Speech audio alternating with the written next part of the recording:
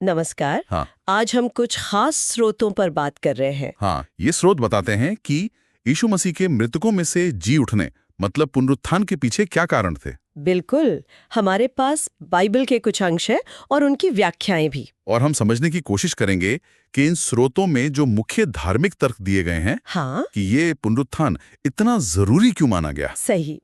तो देखिए, शुरुआत में ही ये स्रोत एक बात साफ करते हैं कि पुनरुत्थान में विश्वास रखना दो बहुत अहम चीजों के लिए एकदम मौलिक है। हाँ, कौन सी दो चीजें। एक तो है धार्मिकता, जिसे अंग्रेजी में जस्टिफिकेशन कहते हैं, मतलब परमेश्वर की नजर में सही ठहराया जाना। अच्छा, जैसे रोमियो 4:25 में है। हाँ, और दूसरी चीज है उद्धार यानी मोक्ष। रोमियो 10:9। हाँ, ये दोनों ही बहुत केंद्रीय धारणाएं हैं। बिल्कुल। तो चलिए अब इन स्रोतों में जो तीन मुख्य कारण बताए गए हैं उन पर थोड़ी गहराई से बात करते हैं। ठीक है। पहला कारण, और शायद सबसे बड़ा दावा कह सकते हैं इसे, वो ये है कि पुनरुत्थान इस बात का पक्का सबूत था कि यीशु ईश्वर के पुत्र थे। हाँ, रोमियो 1:4 और प्रेरितों 17:31 में ये बात आती है। और स्रोत इस पर बहुत जोर देते हैं कि देखो, मौत तो एक ऐसी सच्चाई है जिसे हर इंसान जानता है, समझता है। हाँ, ये तो यूनिवर्सल है। तो इस जानी पहचानी अंतिम सच्चाई के सामने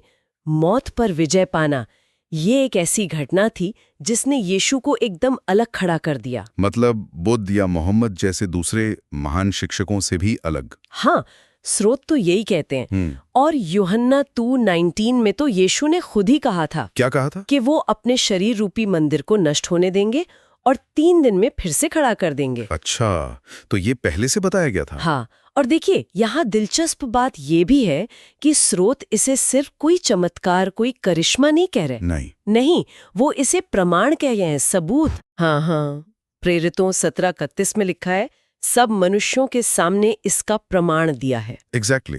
तो ये सिर्फ आस्था की बात नहीं रही, ये एक तरह से प्रामाणिकता का दावा बन गया। मौत जो सबके लिए अंत है, उसके बरक्स ये एक अद्वितीय घटना। बिल्कुल सही कहा। ये प्रमाण वाली बात सोचने पर मजबूर करती है।